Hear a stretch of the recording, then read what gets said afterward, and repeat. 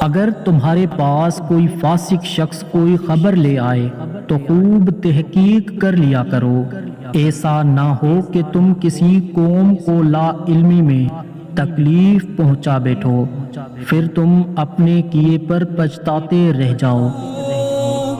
انسان دولت اکٹھی کرتا ہے تاکہ غریبی سے بچ سکے، اور پھر اس دولت کو خرچ نہیں کرتا تاکہ غریب نہ ہو جائے، اور اس طرح دولت کی موجودگی میں غریبانہ زندگی بسر کرتا ہوا آخرکار ہلاک ہو جاتا ہے۔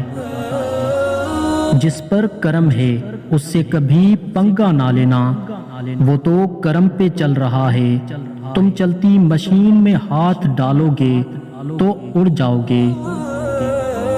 کل کی بہترین تیاری یہ ہے کہ آپ اپنا آج بہترین بنائیں، وہ کرو جو صحیح ہے، نہ کہ وہ جو آسان ہے۔ اپنی آواز اونچی مت کرو بلکہ اپنی دلیل بہتر کرو۔